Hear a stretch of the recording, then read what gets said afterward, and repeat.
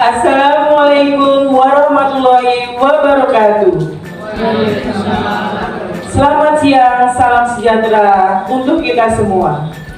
Yang terhormat Ibu Kepala Sekolah SD 03 Jateng, Ibu Katarina Retmawati, Sarjana Pendidikan Magister Manajemen, serta Bapak Ibu Guru SD 03 Jateng yang berbahagia. Puji syukur kita panjatkan kehadirat Tuhan Yang Maha Esa karena berkat dan rahmat-Nya kita dapat berkumpul bersama pada kegiatan acara hari ini, yaitu acara diseminasi penerapan dan pemahaman budaya positif modul 1.4. Sebelumnya, izinkan saya untuk membacakan susunan acara. Yang pertama, pembukaan. Yang kedua, menyanyikan lagu Indonesia Raya yang akan dipimpin oleh Ibu Widayati, Sarjana Pendidikan. Acara yang ketiga, sambutan oleh Kepala Sekolah SD 03 Jateng, yaitu Ibu Katarina Retmawati SPD MM. Acara yang selanjutnya, pemaparan diseminasi pemahaman dan penerapan budaya positif yang akan dilakukan oleh Ibu Yuliati Endriaseti, Sarjana Pendidikan. Acara selanjutnya, tanya jawab. Terakhir, penutup. Memasuki agenda selanjutnya, yaitu menyanyikan Indonesia Raya. Kepada Bapak Ibu Guru dan Ibu Kepala Sekolah, kami mohon untuk berdiri. Kepada Ibu-Ibu, kami mohon untuk ke depan untuk memimpin menyanyikan lagu Indonesia Raya.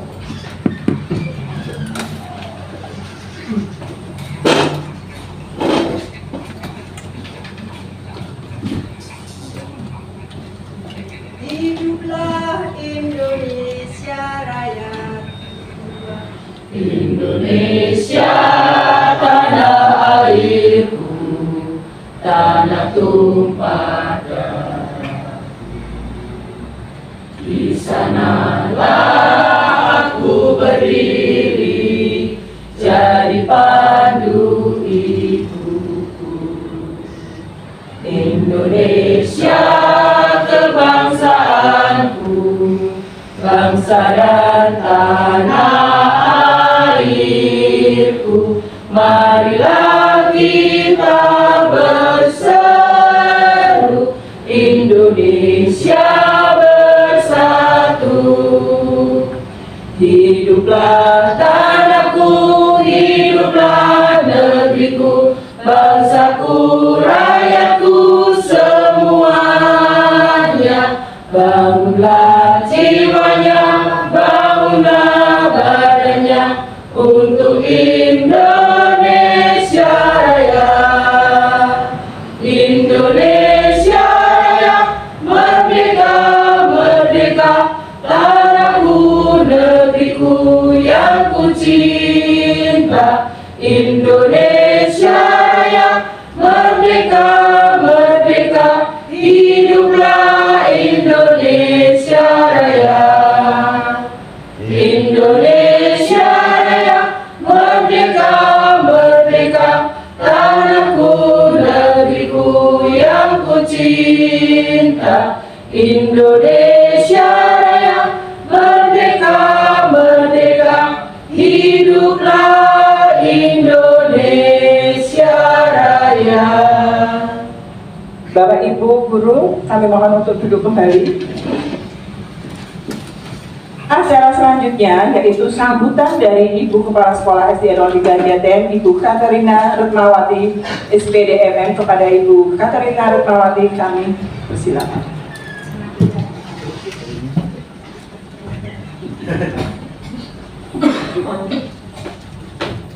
Assalamualaikum warahmatullahi wabarakatuh. Selamat siang, salam sejahtera untuk kita semuanya. Ibu Yuliati yang hari ini akan memaparkan diseminasi yang saya hormati, teman-teman semuanya, Bapak Ibu Guru, karyawan-karyawati SD Negeri 03 Jateng yang berbahagia. Puji syukur pada Tuhan bahwa pada siang hari ini kita masih dipertemukan dalam keadaan sehat, semangat semuanya Bapak Ibu, semangat ya. Terbukti bahwa hari ini, di siang hari ini semua dapat berkumpul untuk bersama-sama akan mengikuti kegiatan diseminasi penerapan dan pemahaman budaya positif modul 1.4 yang akan disampaikan oleh Ibu Yuliati. Bapak Ibu yang saya hormati, kita patut bersyukur bahwa SD Negeri 03 Jateng ini mempunyai banyak guru penggerak, dan Bu Yuliati ini adalah calon yang keempat. Semoga perjalanannya yang masih membutuhkan waktu lumayan panjang akan terlewati dengan mudah dan semuanya bisa sesuai harapan, lulus dalam kumlot atau sukses. Untuk itu, mari kita bersama-sama menyimak paparan yang akan disampaikan Ibu Yuliati hari ini. Semoga dari awal sampai akhir semuanya berjalan dengan lancar. Terima kasih. Wassalamualaikum warahmatullahi wabarakatuh. Terima kasih Ibu Katarina Retmawati atas sambutannya. Menginjak acara inti, yaitu pemaparan diseminasi pemahaman dan penerapan budaya positif oleh Ibu Yuliati Endrasuti, Sarjana Pendidikan. Kepada Ibu Yuli, kami persilakan.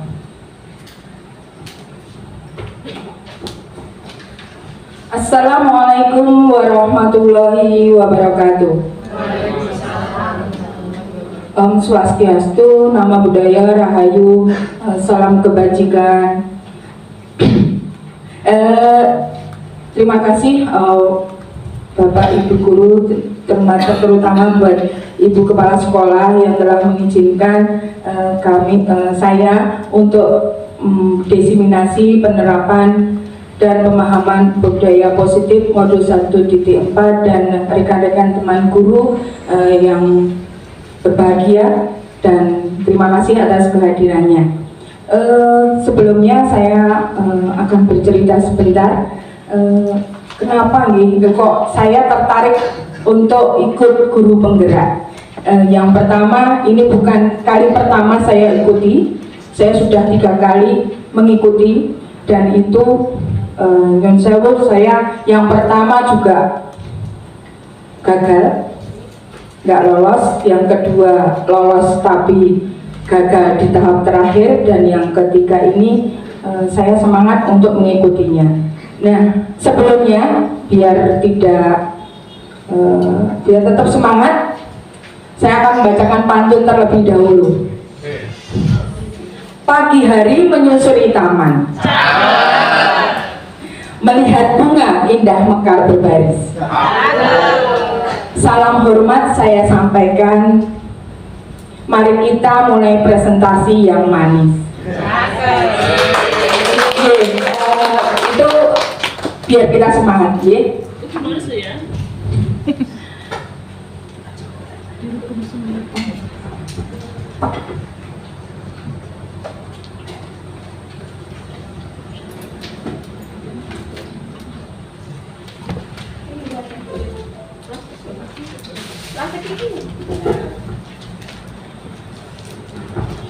Oke, perkenalkan nih, nama saya Yuliati Endrasuti, guru kelas 5B. Terus ini fasilitator dari pendidikan guru penggerak saya adalah Bu Puji Handayani SPD MPD, ini dari Wonogiri, pengawas juga. Terus yang pengajar praktek adalah Ibu Wiwit Rahayu SPD SD dari SD Negeri Brujo 3 Jateng. Hari ini saya akan memaparkan tentang pengimbasan budaya positif. Tujuan kegiatan ini yaitu guru memahami pentingnya mengetahui kebutuhan belajar dan lingkungan yang memfasilitasi seluruh individu di sekolah agar dapat meningkatkan kompetensinya secara aman dan nyaman. Jadi Bapak Ibu guru harus memahami pentingnya tentang kebutuhan belajar, tetapi juga harus fasilitas yang ada di sekolah itu terpenuhi agar lingkungan atau kompetensi yang kita dapatkan nyaman dan aman. Yang kedua, guru mampu menggerakkan komunitas sekolah untuk bersama-sama mengembangkan dan mewujudkan visi sekolah yang berpihak pada murid. dan berlandaskan nilai-nilai kebajikan universal, yaitu profil pelajar Pancasila. Yang ketiga, guru memahami konsep pendidikan menurut Ki Hajar Dewantara dihubungkan dengan konsep budaya dan lingkungan positif di sekolah yang berpihak pada murid. Yang keempat, guru memahami peran untuk membangun budaya positif dengan menerapkan konsep disiplin positif dalam berinteraksi dengan murid. Dan yang terakhir, guru mampu menerapkan strategi disiplin positif yang memerdekakan murid untuk menciptakan ekosistem sekolah aman dan berpihak pada anak.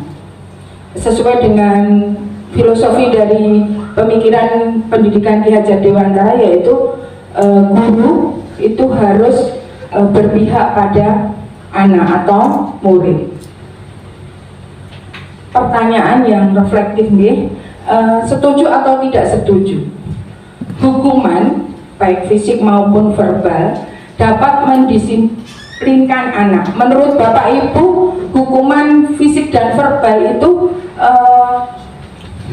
setuju nggak bisa mendisiplinkan anak? Menurut Bapak Ibu?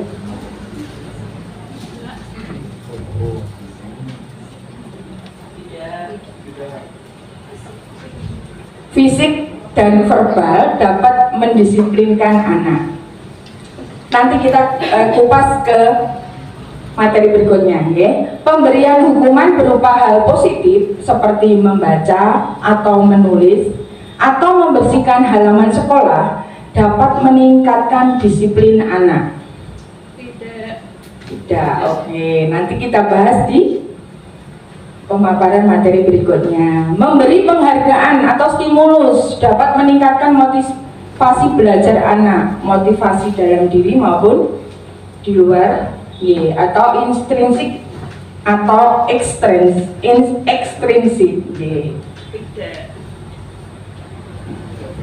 Materi terkait budaya positif ada 6 gitu. Sebenarnya ada 5, tapi yang 6 adalah aplikasi kita tentang segitiga restitusi. Yang pertama yaitu disiplin positif dan nilai-nilai kebajikan universal. Yang kedua, teori motivasi, hukuman dan penghargaan, restitusi. Yang ketiga, keyakinan kelas. Yang keempat, kebutuhan dasar manusia. Kelima, restitusi 5 posisi kontrol. Dan yang keenam adalah aplikasi restitusi segitiga atau restitusi segitiga. Materi yang pertama yaitu disiplin positif dan nilai-nilai kebajikan universal. Bisa dicontohkan 2 orang ke depan, Mbak Winda sama Mbak Salma. Ke depan. Perubahan paradigma, ilustrasi kepalan tangan, kegiatan kepalan tangan, apa yang terjadi? Ini contohnya yang satu ini A dan yang satu adalah B. A mengepalkan tangan. Yang A mengepalkan tangan, yang kencang.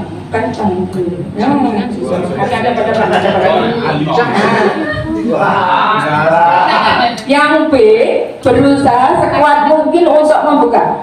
Tapi yang A ini kenapa kok dia berkepal kencang banget? Karena mempertahankan sesuatu yang sangat berharga, ya. Yang B misalnya berusaha sekuat mungkin untuk membuka kepalan A dengan segala cara.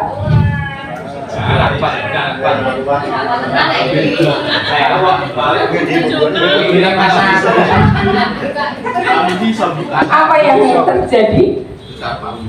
Tidak bisa. Oke, terima kasih. Berarti bagaimana hasilnya tadi? Ya. Apakah Anda membuka kepalan tangannya? Tidak. Mengapa? Mengapa? Ya, karena mempertahankan sesuatu yang sangat berharga.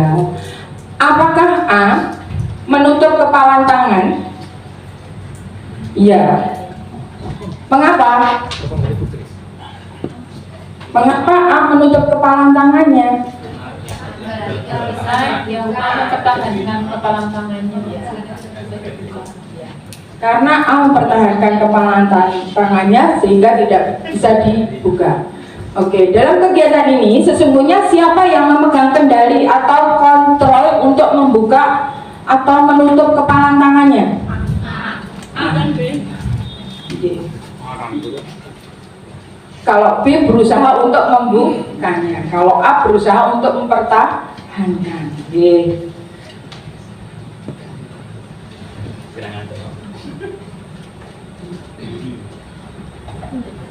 Perubahan paradigma teori kontrol atau teori pilihan. Yang pertama, ilusi guru mengontrol murid.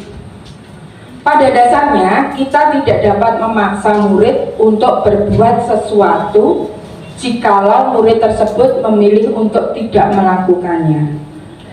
Pada dasarnya, kita tidak dapat memaksa murid untuk berbuat sesuatu jikalau murid tersebut memilih untuk tidak melakukannya. Walaupun tampaknya guru sedang mengontrol perilaku murid. Hal demikian terjadi karena murid sedang mengizinkan dirinya dikontrol. Saat itu bentuk kontrol guru menjadi kebutuhan dasar yang dipilih murid tersebut. Teori kontrol menyatakan bahwa semua perilaku memiliki tujuan, bahwa terhadap perilaku yang tidak disukai. Jadi kalau ada murid yang pinginnya itu gak cari perhatian, itu berarti dia pingin dikontrol sama bapak ibu gurunya. Oke, yang nomor berikutnya yaitu perubahan paradigma yang berikutnya yaitu ilusi bahwa kritik dan membuat orang merasa bersalah dapat menguatkan karakter. Menggunakan kritik dan rasa bersalah untuk mengontrol murid menuju pada identitas gagal. Mereka belajar untuk merasa buruk tentang diri mereka. Mereka mengembangkan dialog diri yang negatif. Kadangkala sulit bagi guru untuk mengidentifikasi bahwa mereka sedang melakukan perilaku ini karena seringkali guru cukup menggunakan suara halus untuk menyampaikan pesan negatif. Mungkin ada yang bisa memaknai seperti kalimat yang ada di paparan, Miss Susi?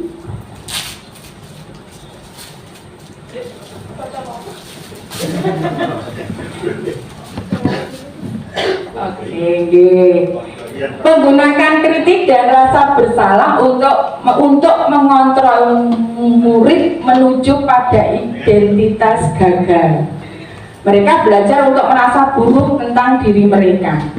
Jadi kadang kan kita memberi nasihat ke murid atau siswa itu dengan suara yang halus, tetapi pesannya adalah pesan yang negatif. Misalkan tidak boleh itu kan, tapi dengan suara yang tidak boleh, padahal itu termasuk pesan yang negatif ya? Karena tidak boleh berarti kan melarang. Berikutnya, ilusi bahwa semua penguatan positif atau nasihat efektif dan bermanfaat. Penguatan positif atau bujukan adalah bentuk-bentuk kontrol segala usaha untuk mempengaruhi murid agar mengulangi suatu perilaku tertentu adalah suatu usaha untuk mengontrol murid tersebut dalam jangka waktu tertentu. Kemungkinan murid tersebut akan menyadarinya dan mencoba untuk menolak bujukan kita, atau bisa jadi murid tersebut menjadi tergantung pada pendapat sang guru untuk berusaha. Ini kemungkinan di kelas Bapak Ibu guru ada seperti ini, siswa yang seperti ini tuh ada. Jadi murid itu kan mempunyai keberagaman karakter ya. Jadi satu kelas itu kelas di SD 03 Jateng minimal itu berapa Bapak Ibu? 25 ya. Paling banyak 30 ya. Jadi satu kelas mempunyai keberagaman yang berbeda-beda. Ilusi bahwa orang dewasa memiliki hak untuk memaksa. Artinya, banyak orang dewasa yang percaya bahwa mereka memiliki tanggung jawab untuk membuat murid-murid berbuat hal-hal tertentu. Apapun yang dilakukan dapat diterima selama ada sebuah kemajuan berdasarkan sebuah pengukuran kinerja. Pada saat itu pula, orang dewasa akan menyadari bahwa perilaku memaksa tidak akan efektif untuk jangka waktu panjang dan sebuah hubungan permusuhan akan terbentuk. Ini seperti kalau misalkan kelas rendah dengan kelas tinggi, ya. Tapi bagaimana kita untuk mengatasinya? Jadi ini ilusi kontrol yang kita yakini. Jadi dari keempat tadi adalah ilusi kontrol yang kita yakini, yang sering kita temui.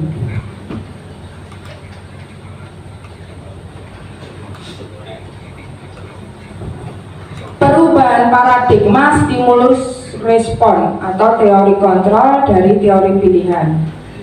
Ini ada stimulus respon. Contohkan nih, kita mencoba mengubah orang agar berpandangan sama dengan kita. Teori kontrolnya, kita berusaha memahami pandangan orang lain tentang dunia. Yang kedua, perilaku buruk dilihat sebagai suatu kesalahan. Perilaku buruk dilihat sebagai suatu kesalahan. Teori kontrolnya, semua perilaku memiliki tujuan. Orang lain bisa mengontrol saya, hanya Anda yang bisa mengontrol diri Anda. Jadi ini yang sering kita alami nih. Orang lain bisa mengontrol saya, hanya Anda yang bisa mengontrol diri Anda. Saya bisa mengontrol orang lain, Anda tidak bisa mengontrol orang lain. Pemaksaan ada pada saat bujukan gagal. Kolaborasi dan konsensus menciptakan pilihan-pilihan baru. Model berpikir menang atau kalah, yang satunya model berpikir menang-menang. Jadi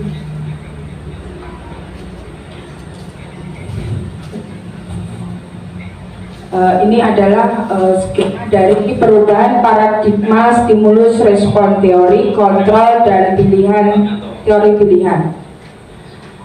Disiplin positif. Nah, di sini nanti kita akan mempelajari tentang teori motivasi, nilai-nilai kebajikan universal, keyakinan kelas, 5 posisi kontrol, 5 kebutuhan dasar manusia, dan segitiga restitusi.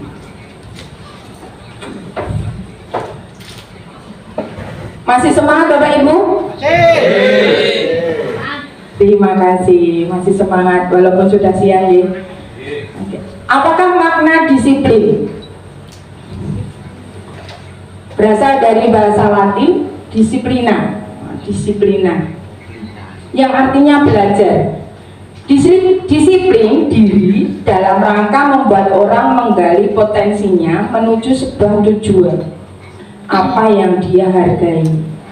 Namun dalam budaya kita, makna kata disiplin telah berubah menjadi sesuatu yang dilakukan seseorang, guru atau sekolah, pada orang lain, yaitu siswa, untuk mendapatkan kepatuhan.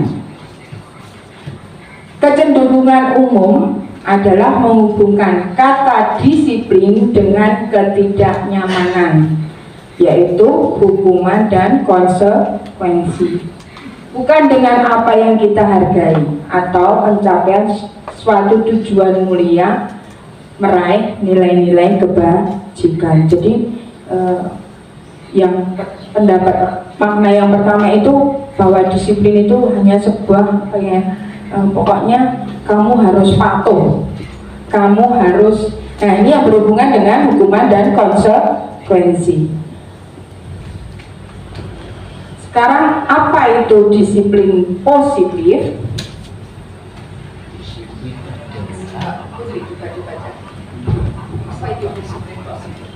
Disiplin adalah sesuatu kondisi yang terbentuk melalui serangkaian tindakan yang menunjukkan nilai-nilai kebajikan. Salah satu nilai kebajikan tersebut selalu ditanamkan guru di sekolah dengan harapan dapat mencapai suasana yang kondusif.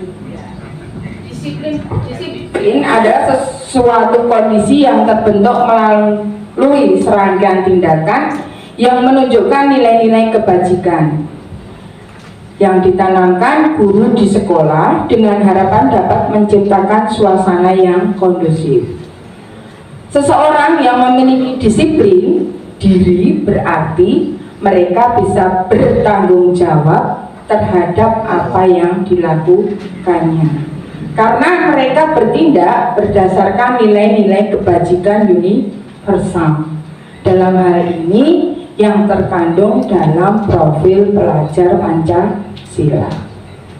Sebagai pendidik, tujuan kita adalah menciptakan anak-anak yang memiliki disiplin diri, sehingga mereka bisa berperilaku dengan mengacu pada nilai-nilai kebajikan universal dan memiliki motivasi intrinsik dan ekstrinsik.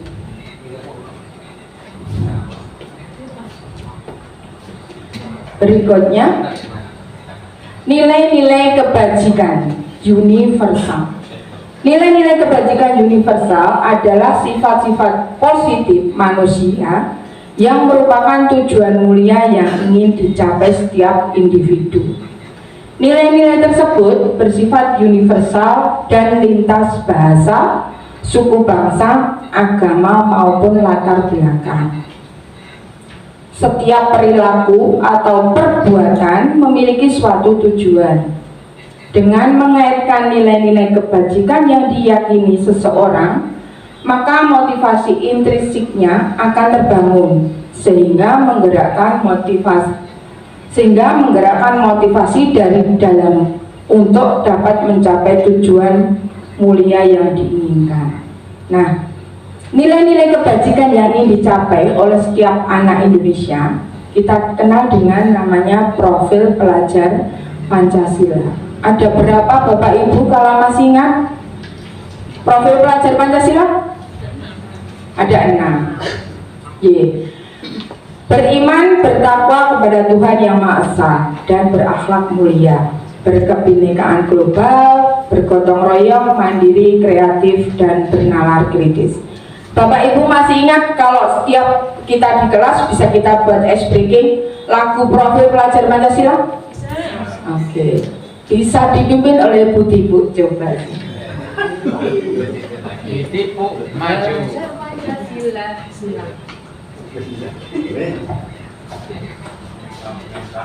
Bersama-sama menyanyi. 1, 2, 3. Pelajar Pancasila beriman dan bertakwa pada Tuhan Yang Esa dan berakhlak mulia, berkebinekaan global, gotong royong mandiri, kreatif dan bernalar kritis. Terima kasih. Terima kasih Bu. Biar tidak ngantuk, ya Putih Bu.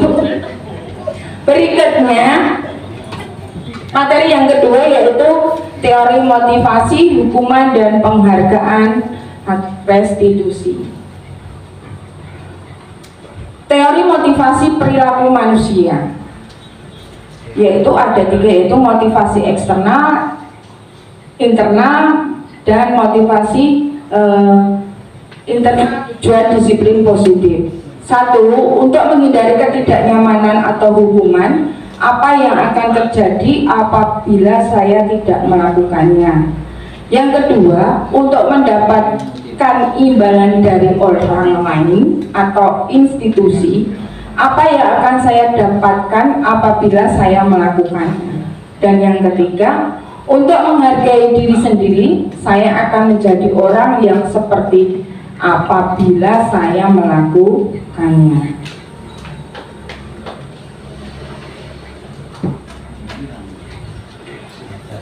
Ya, betul sekali, yaitu Ki Hajar Dewantara. Merdeka menurut Ki Hajar Dewantara adalah tidak hanya terlepas dari perintah, akan tetapi juga cakap buat memerintah diri sendiri.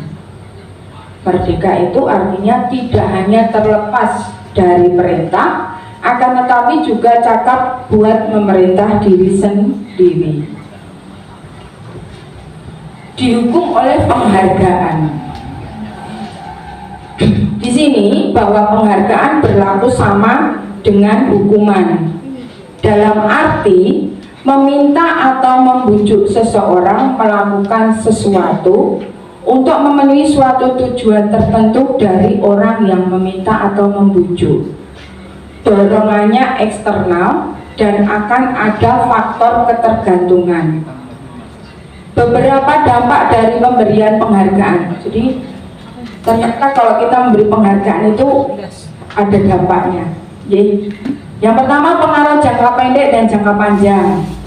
Penghargaan menghukum, penghargaan mengurangi ketepatan, penghargaan merusak hubungan, penghargaan tidak efektif, penghargaan menurunkan kualitas, penghargaan mematikan kreativitas, dan penghargaan mengurangi motivasi intrinsik.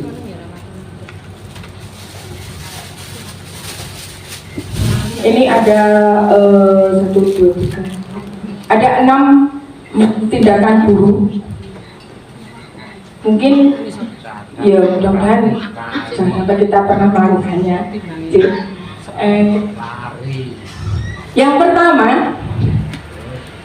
mencatat 100 kali di dalam buku kalimat "saya tidak akan terlambat lagi karena terlambat ke sekolah". Jadi ini seperti misalkan murid kita mengalami dia datang ke sekolah terlambat, terus kita beri nih tindakan gurunya seperti ini. Nah, ini nanti termasuk, menurut Bapak Ibu guru, ini termasuk hukuman atau konsekuensi? Hukuman, karena berhubungan dengan apa? Si capek nih, nulis 10 aja. Kalau anak kelas 2 itu aja sudah menggeng-menggeng ya. Apa malah kelas 1 masa dikasih kayak gini. Nah, saya tambah nih. Itu sudah pasti. Lari mengelilingi lapangan basket 2 kali karena terlambat hadir di sekolah. Ini termasuk hukuman atau konsekuensi? Hukuman. Berhubungan dengan apa? Visi. Menggantikan kertas tugas teman yang telah dicoret-coret. Konsekuensi. Membersihkan tumpahan air di meja tulis karena tersenggol pada saat belajar. Konsekuensi. Ini juga sering terjadi. Kalau di kelas saya itu ada yang satu usil, nanti yang lainnya juga mengikuti biasanya. Murid disuruh untuk tidak mengenakan sepatu seharian di sekolah karena tidak mengenakan sepatu hitam. Termasuk apa ini? Hukuman atau konsekuensi? Hukuman. Nih, lari mengelilingi lapangan basket 2 kali karena terlambat 10 menit untuk pelajaran PJOK. Ini biasanya malah enggak, terus takut nih. Menurut Bapak Ibu, ini termasuk hukuman atau konsekuensi?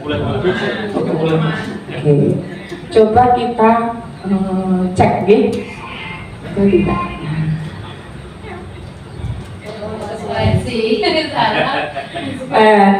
Memang kan kita kan berpikirnya yang apa?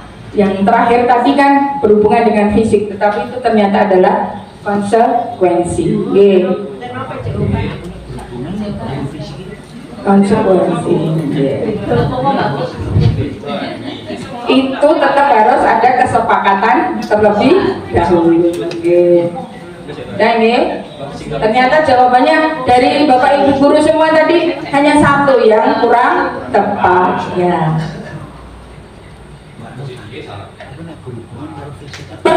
Nah ini tadi yang berhubungan dengan hukuman dan konsekuensi deh, gambarannya kan tadi sudah. Sekarang perbedaan hukuman dan konsekuensi.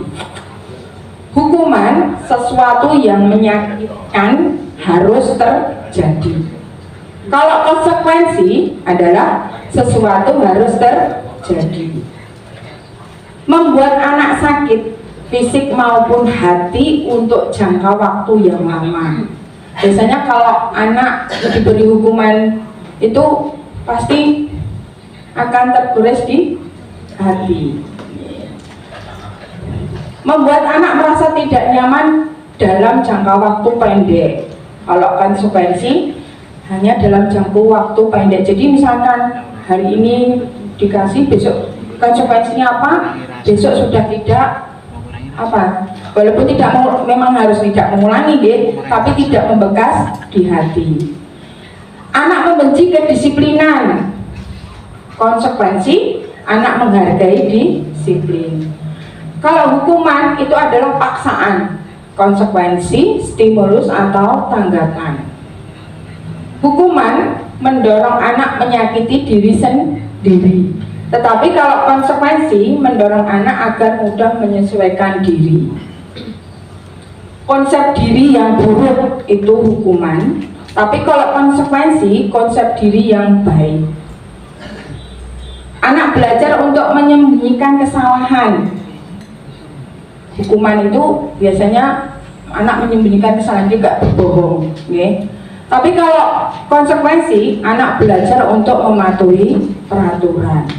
Dan yang terakhir, marah, rasa bersalah, dipermalukan, merasa tak dihargai, itu hukuman. Kalau konsekuensi, kehilangan hak, dibuat tidak nyaman, diasingkan untuk sementara waktu.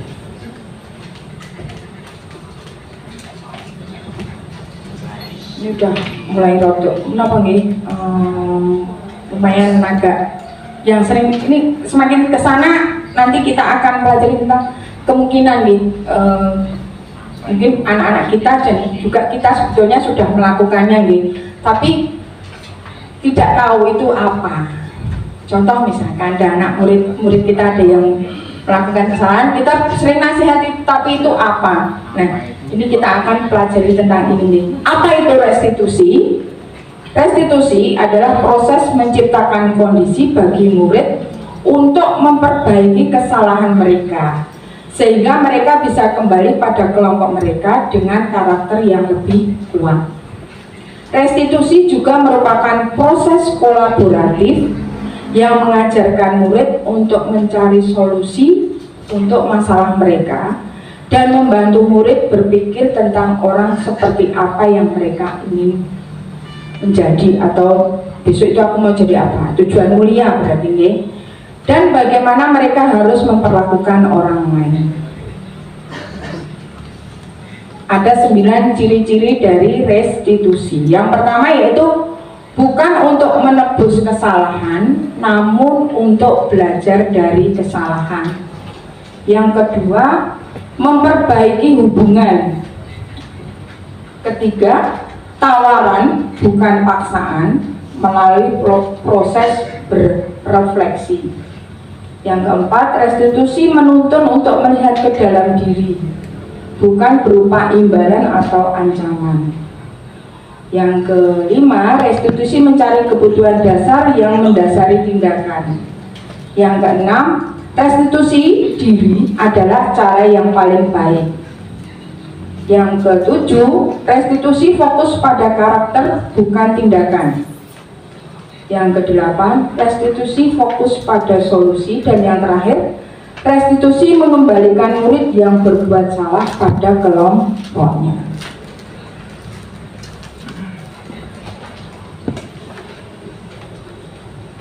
pada saat tahun ajaran baru, pada waktu MPLS ada agenda atau salah satu dari tujuan kita adalah membuat namanya keyakinan kelas. Nah, sebelum mungkin Bapak Ibu sudah melakukannya, tapi ini kita akan mempelajari lebih dalam nih, mengapa tidak peraturan saja, mengapa harus keyakinan kelas. Untuk mendukung motivasi intrinsik kembali ke nilai-nilai atau keyakinan-keyakinan, lebih menggerakkan seseorang dibandingkan mengikuti serangkaian peraturan. Biasanya kalau peraturan itu menurut Bapak Ibu guru lebih lingkupnya lebih luas mboten? Kalau peraturan, contoh misalnya peraturan sekolah, ya berarti hanya berlaku di lingkungan sekolah. Nih, kita akan pelajari tentang keyakinan kelas. Proses nilai-nilai yang diyakini yang berasal dari kesepakatan murid di kelas, sehingga menciptakan kenyamanan dan lingkungan yang positif. Bapak Ibu guru kelas maupun guru mapel itu boleh, malah harus membuat keyakinan kelas atau kesepakatan kelas. Berarti berlaku buat kelas nih, berlaku buat kelas.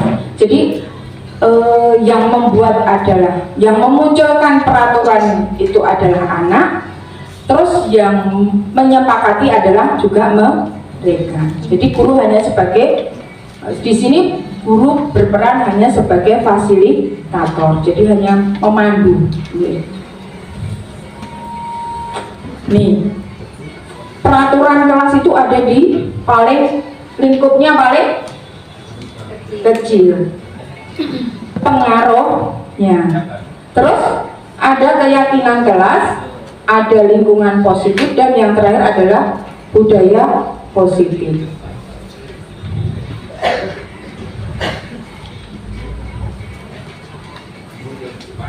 Keyakinan kelas,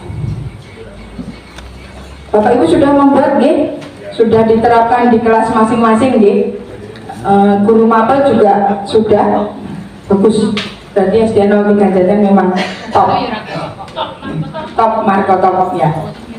Keyakinan kelas bersifat lebih abstrak daripada peraturan kelas yang lebih rinci dan konkret, berupa pernyataan-pernyataan universal, senantiasa dibuat dalam bentuk positif, hendaknya tidak terlalu banyak sehingga mudah diingat dan dipahami oleh semua warga kelas.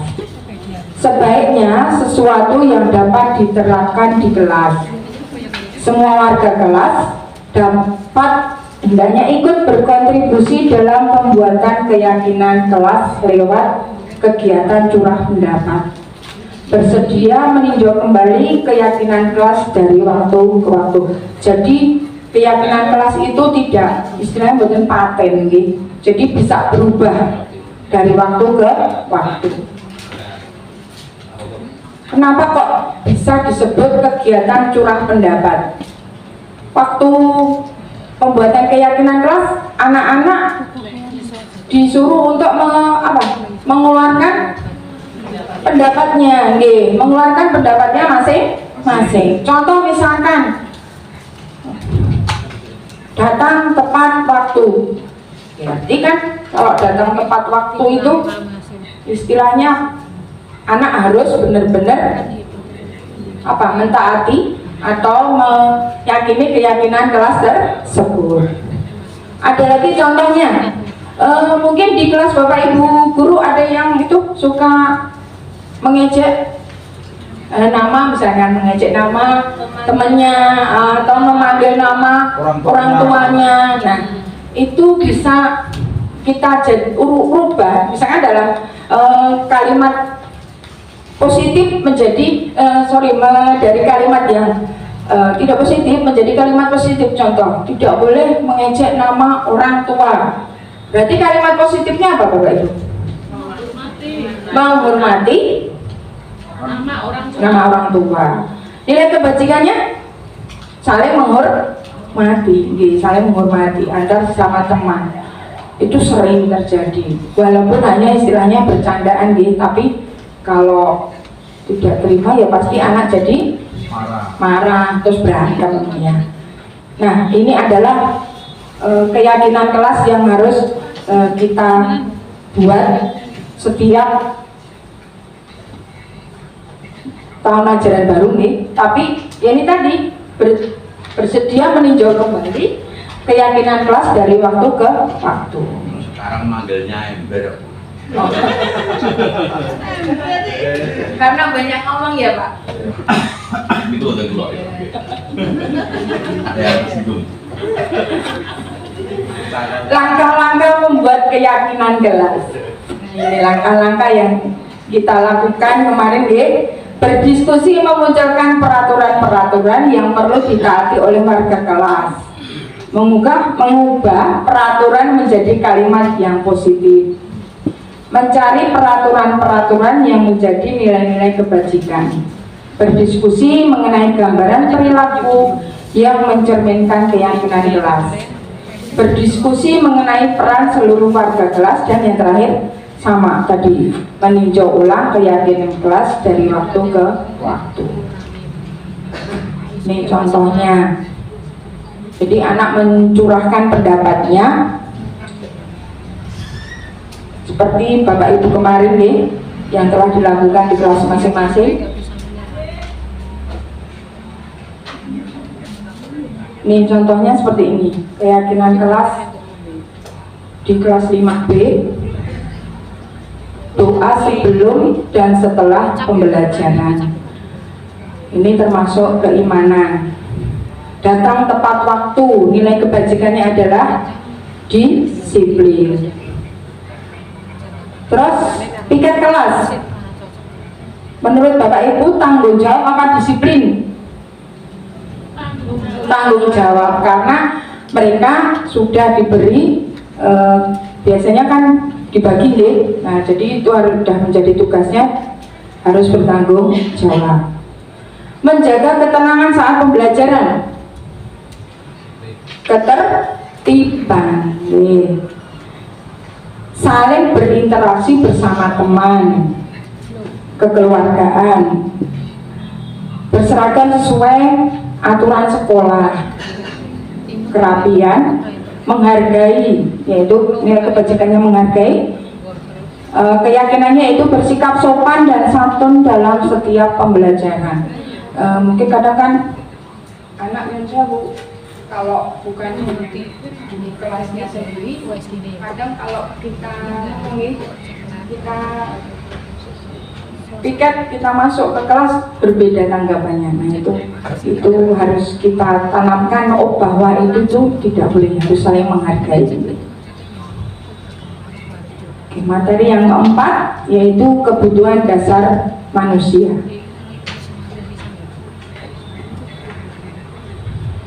Ini ada pertanyaan romantik. Ibu Ambar, guru wali kelas 2A. Kalau di sini wali kelas 2A adalah Ibu Kristiana. Saya ganti berarti Ibu Kristiana, guru wali kelas 2A di SD 03 Jateng, sedang bingung menghadapi ulah salah satu murid di kelasnya, Doni. Beberapa anak di kelas 2A telah datang padanya dan mengeluhkan Doni yang seringkali meminta bekal makan siang mereka dengan paksa. Jika Anda menghadapi situasi seperti Ibu Kristiana tadi, apa yang akan Anda lakukan? Menurut Anda kira-kira apa alasan Doni melakukan hal itu? Ya ketika tidak diberi bekal atau Doni kepengen makan, mungkin Doni tidak diberi bekal oleh orang tuanya, atau bisa juga Doni kepingin makanan temannya. Seperti itu, karena samunya bekalnya tuh berbeda, jadi kepengen. Berarti karena tidak diberi atau makanannya menu makanannya berbeda, maka Doni kepingin punya temennya. Atau bisa juga Doni tidak membawa bekal. Kalau tidak membawa bekal berarti Doni merasa lapar. Kalau lapar berarti, nah ini kita akan kupas di sini.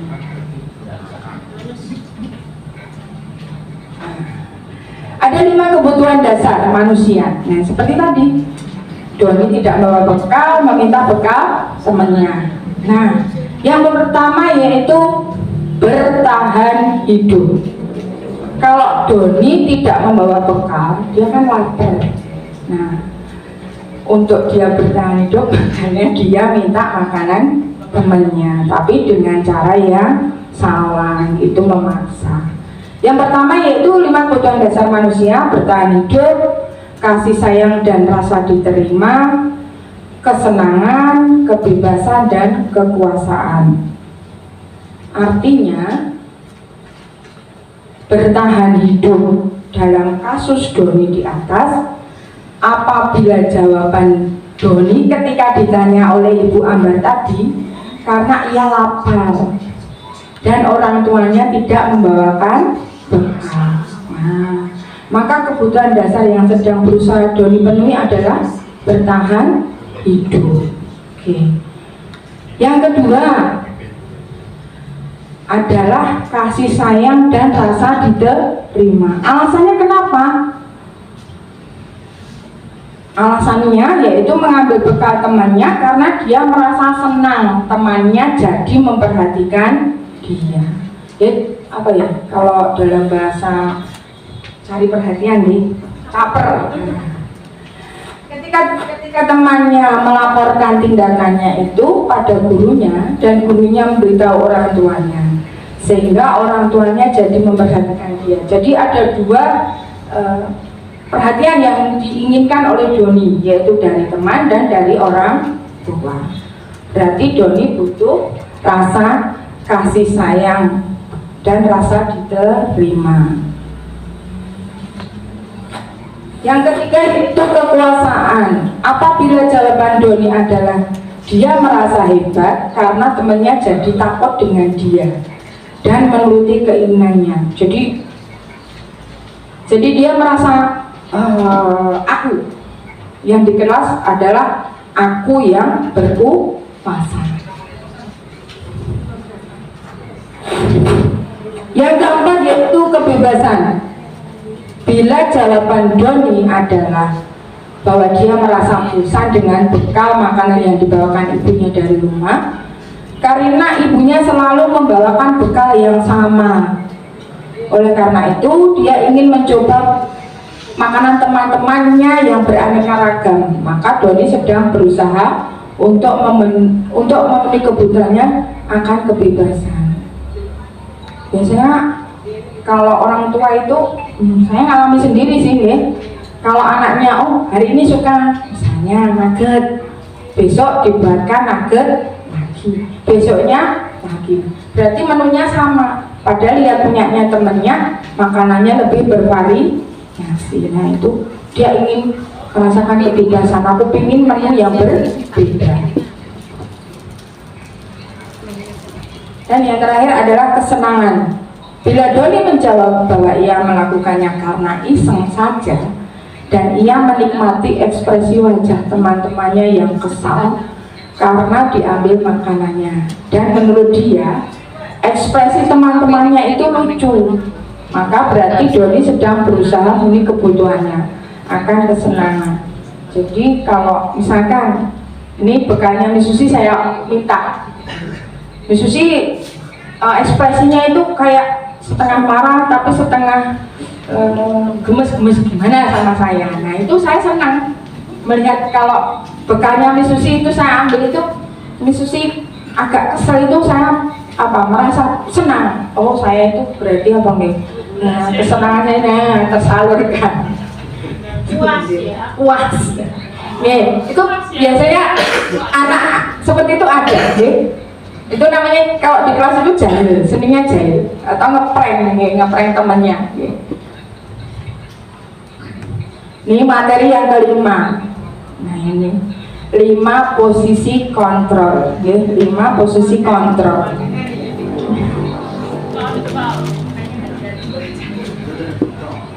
5 posisi kontrol. Ya.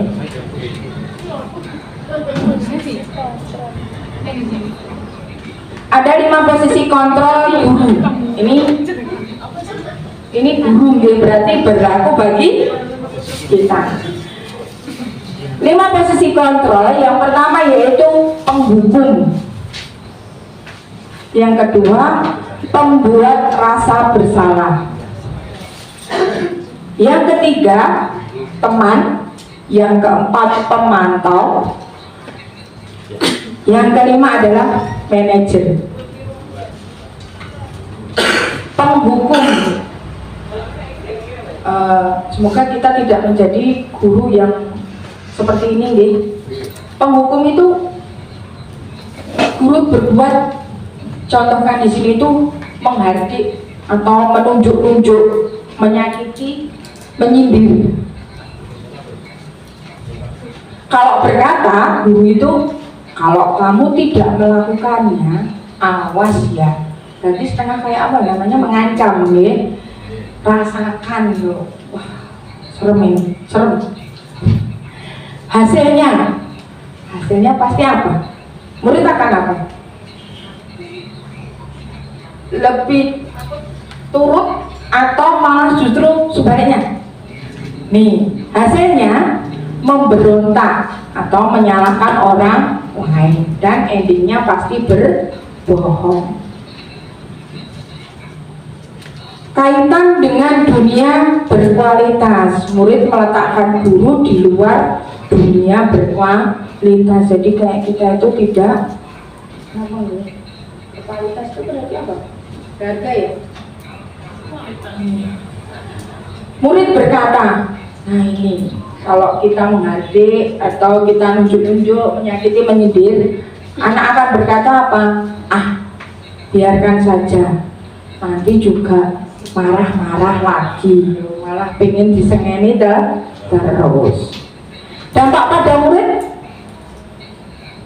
kalau murid bilangnya ah, biarkan saja, nanti juga marah-marah lagi, murid akan tidak mengulangi lagi apa mengulangi kesalahannya? Ya, mengulangi kesalahannya. Itu kalau posisi kontrol guru penghukum. Kalau membuat rasa bersalah, yang nomor 2 adalah membuat rasa bersalah.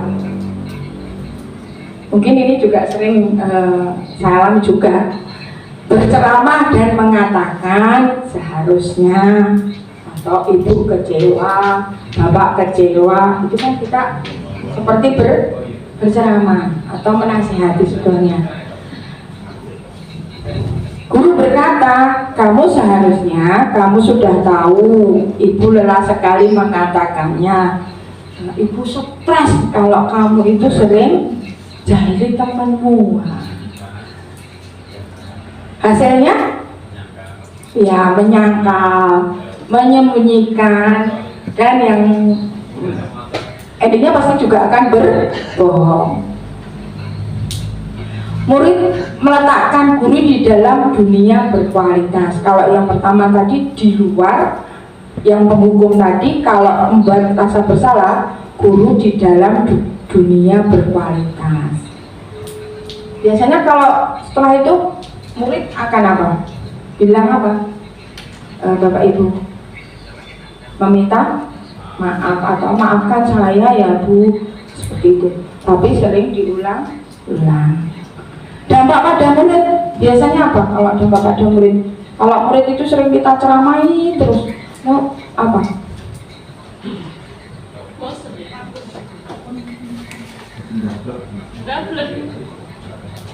Merasa rendah diri. Oh, ya. Merasa rendah diri, merasa rendah diri murid. Kalau kita menjadi pembuat rasa bersalah. Sekarang banyak yang kayak gitu. Oke, yang ketiga yaitu posisi kontrol guru yang ketiga sebagai teman. membuatkan alasan-alasan untuk muridnya. Jadi guru membuatkan alasan-alasan untuk muridnya. Guru berkata, ayolah lakukan demi ibu. Berarti kan anak membuat apa? Ibu berarti kan ada lanjutannya. Nah, biar ibu bagaimana bu gurunya. Masa kamu tidak mau ingat tidak? Ibu pernah bantu kan kayak ini sebenarnya ini menempatkan sebagai teman. Hasilnya apa? Kalau seperti itu, muridnya jadi apa? Lemah, tidak mandiri, tergantung. Ya, dampaknya murid akan lemah, tidak mandiri dan tergantung karena ketergantungan pada gurunya. Kaitannya dengan dunia berkualitas yaitu murid meletakkan guru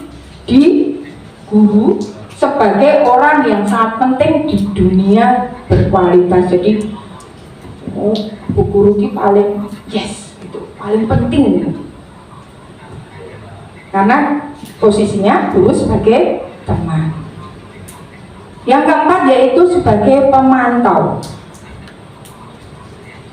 Guru berbuat menghitung dan mengukur. Guru berkata, apa peraturannya? Ini misalkan anak melakukan sebuah kesalahan atau melanggar keyakinan kelas, kita sering bicara, masih ingat nggak apa peraturannya? Itu kita hanya sebagai pemantau. Jadi guru memantau. Misalkan, bu di kelas tadi ada yang ngecek bu. Ngecek nama ayahku. Bapak ibu guru hanya bilang apa peraturannya, apa keyakinan kelasnya. Itu adalah sebagai pemantau. Menyesuaikan diri bila diawasi. Kalau nggak diawasi berarti apa? Ya kembali ke semula. Murid meletakkan guru peraturan dan hukum di dunia berkualitas. Dampak pada murid apa? Menitik beratkan pada sanksi atau hadiah untuk dirinya. Menitik beratkan pada sanksi atau hadiah untuk dirinya. Jadi hanya untuk dirinya sendiri. Oke, yang terakhir yaitu manajer. Nah, ini mengajukan pertanyaan-pertanyaan. Misalnya guru akan berbuat mengajukan pertanyaan-pertanyaan. Apa yang dikatakan guru? Apa yang kita yakini? Apa yang bisa kau kerjakan untuk memperbaiki masalah ini? Hasilnya adalah menguatkan pribadi.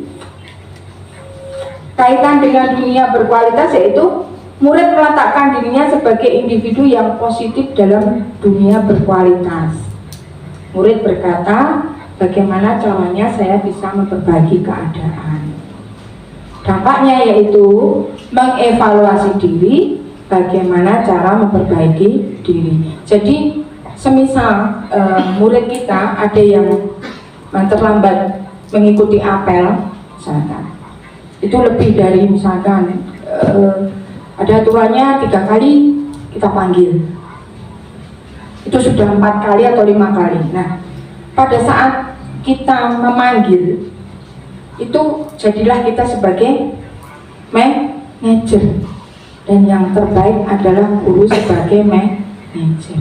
Jadi kita tanya dulu, jadi kita mengajukan pertanyaan, kenapa terlambat, terus kamu tidur jam berapa, terus nanti anak pasti akan menjawab dengan jujur, okay?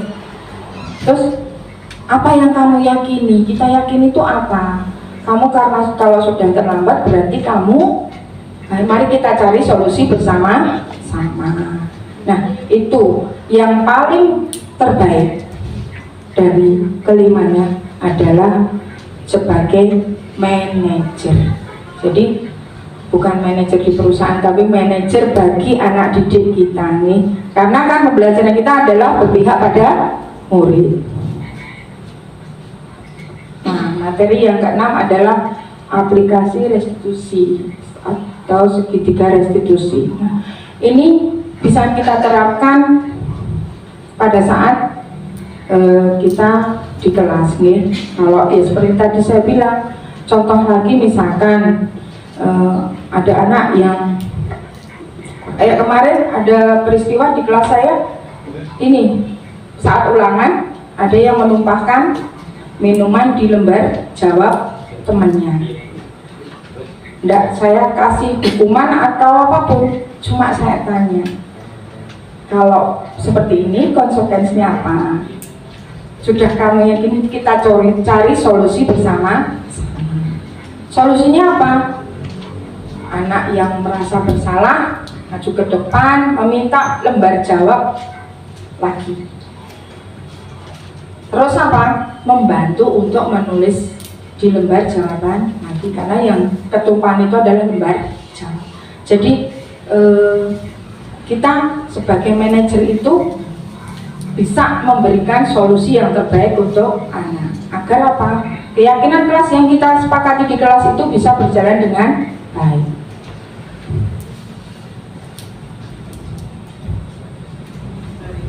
Nah, ini penerapan segitiga restitusi yang kemarin ini adalah tugas dari salah satu tugas dari pendidikan guru penggerak. Dan yang terakhir adalah terima kasih dan salam bahagia.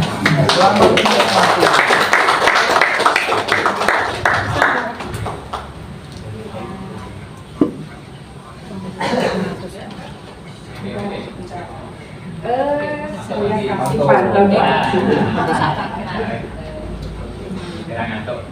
ini karena semalam yang buat, jadi mubadir kalau kita nggak pakai. Cakep. Belum Pak, belum. Ya kakak miskin. Ini insya Allah kita terapkan deh Bapak Ibu. Mungkin dari teman-teman guru penggerak yang lain kan sudah. Jadi kita lanjutkan, kita teruskan yang baik kita ambil untuk penerapan di kelas di sekolah kita terutama. Dengarkan pantun baik-baik ya Bapak Ibu. Sebelum kita selesai, ke pasar pagi membeli roti.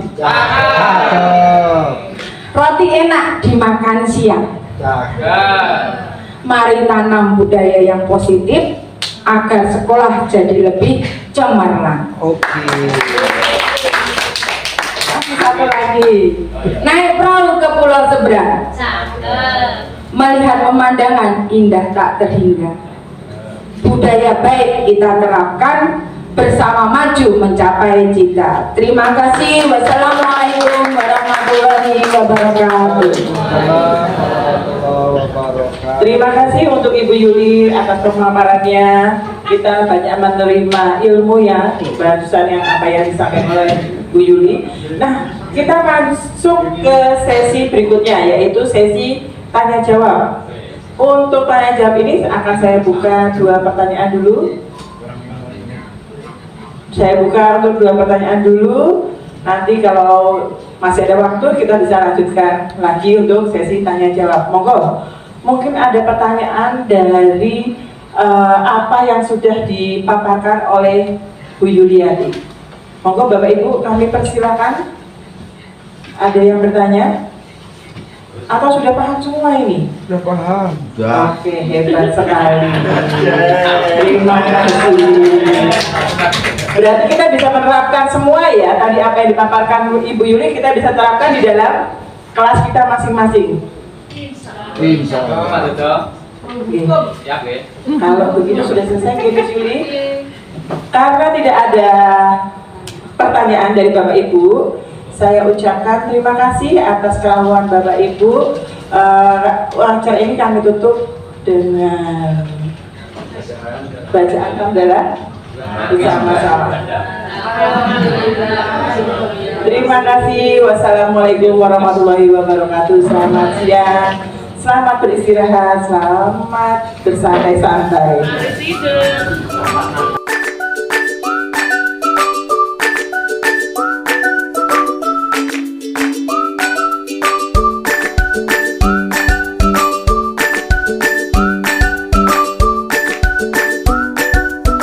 Datang tepat waktu, berarti kalimat positifnya apa? Sama, apa? Datang tepat. Kalimat negatifnya? Negatifnya apa? Iya, terlambat. Terlambat datang ke sekolah. Terus sekarang yang kedua, tidak boleh mengejek teman. Berarti apa? Apa kalimat positif? Menghargai? Iya, menghargai.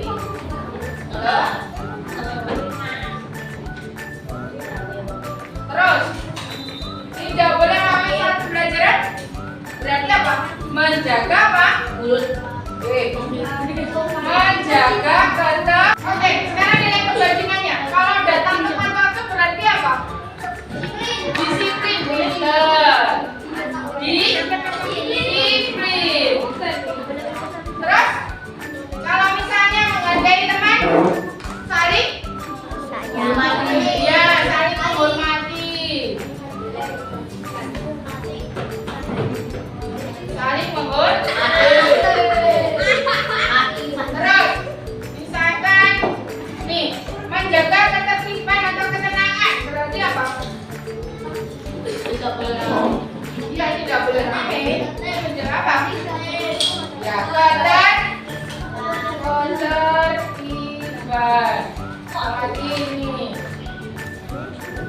Atau di sini boleh tanggung jawab.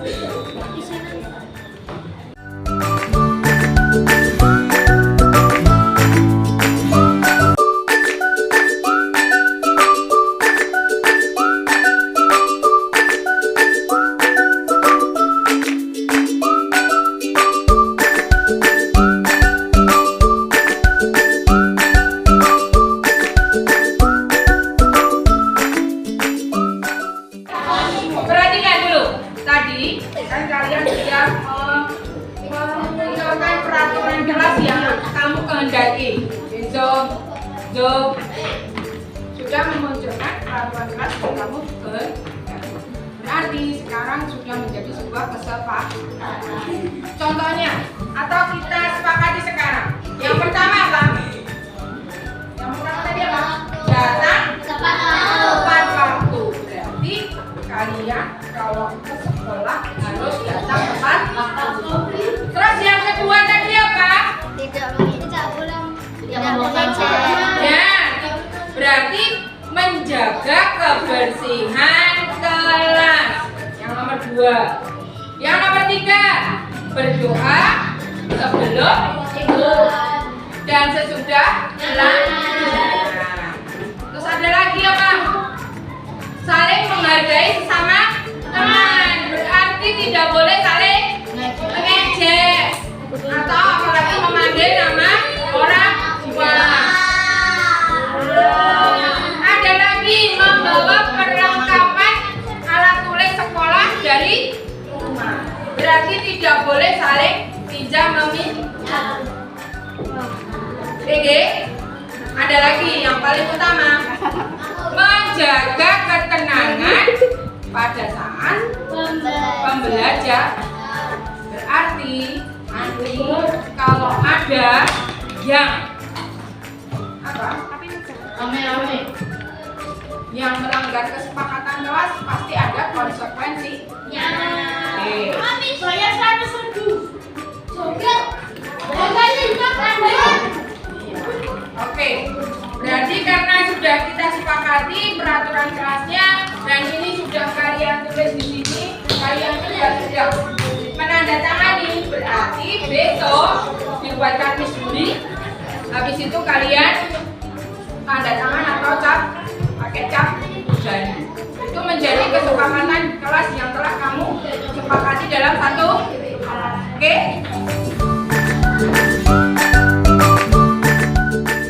Saya cerita dari SD Terganjaten. Saya mengucapkan terima kasih kepada Bisuli karena telah mengajak diskusi untuk mengatasi dan menemukan solusi atas kesalahan yang telah saya lakukan, yaitu marah-marah dan mencoba kertas reklam. Terima kasih.